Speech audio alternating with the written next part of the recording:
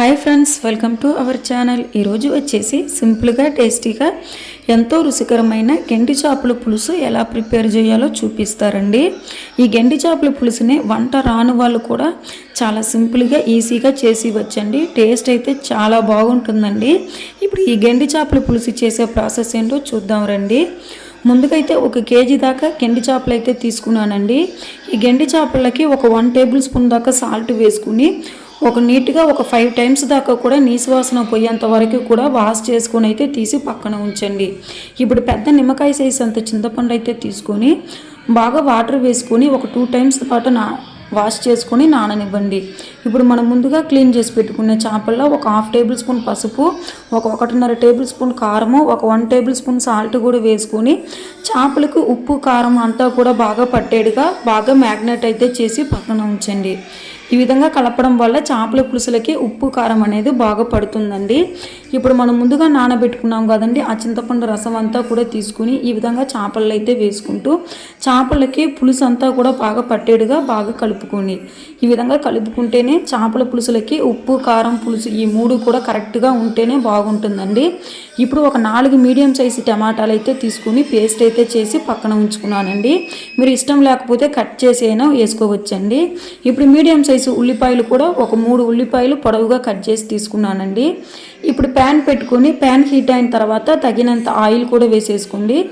చేపల పులుసులకి ఎప్పుడైనా కూడా ఆయిల్ అనేది కాస్త ఎక్కువగా వేసుకుంటేనే చేపల పులుసు అనేది చాలా టేస్టీగా ఉంటుందండి. ఇప్పుడు ఒక 1/4 టేబుల్ స్పూన్ దాకా ఆవాలు, ఒక 1/2 టేబుల్ స్పూన్ మెంతులు కూడా వేసుకుని ఆవాలు మెంతులు అనేది బాగా ఫ్రై అయిన తర్వాత మనం ముందుగా కట్ చేసి పెట్టుకున్న ఆనియన్, ఒక 2 రెమ్మల కరివేపాకు కూడా వేసుకుని బాగా గోల్డెన్ బ్రౌనిష్ వచ్చేంత వరకు కూడా ఫ్రై చేయండి. ఆనియన్ అనేది గోల్డెన్ బ్రౌనిష్ వచ్చేంత వరకు కూడా ఫ్రై అయితేనేనండి కర్రీ అనేది బాగుంటుంది. ఇప్పుడు మనం ముందుగా పేస్ట్ చేసి పెట్టుకున్నాం కదండి, ఆ టమాటాలంతా కూడా వేసుకుని హై ఫ్లేమ్లో అయితే పెట్టుకుని బాగా కలుపుకుంటూ ఫ్రై చేయండి. టమాటాలో ఉండే వాటర్ అంతా కూడా పోయి ఆయిల్ అనేది పైకి తేలేంత వరకు కూడా బాగా ఫ్రై అయితే చేయండి.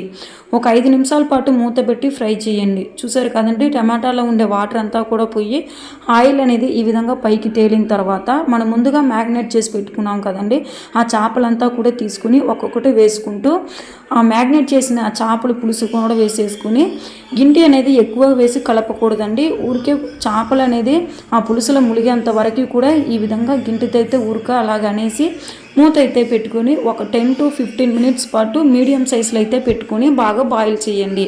కర్రీ అనేది మరీ వాటర్గా కాకుండా మరీ చిక్కగా కాకుండా చూసారు కదండి, ఈ విధంగా మీడియంగా బాయిల్ అయిన తర్వాత కొత్తిమీర అయితే జల్లుకొని సర్వ్ చేసుకోండి. టేస్ట్ అయితే చాలా బాగుంటుందండి. సో తప్పకుండా ఈ విధంగా ట్రై చేసి చూడండి. వంట రాని వాళ్ళు కూడా చాలా ఈజీగా చేసి ఇవ్వచ్చండి. టేస్ట్ అయితే అల్టిమేట్గా ఉంటుందండి. తప్పకుండా ట్రై చేసి చూడండి. ట్రై చేసి ఎలా వచ్చిందో కామెంట్ సెక్షన్లో కామెంట్ కూడా చేసేయండి. నా వీడియో కనుక నచ్చినట్లయితే తప్పకుండా లైక్ చేయండి, షేర్ చేయండి, సబ్స్క్రైబ్ చేసేయండి. Bye bye.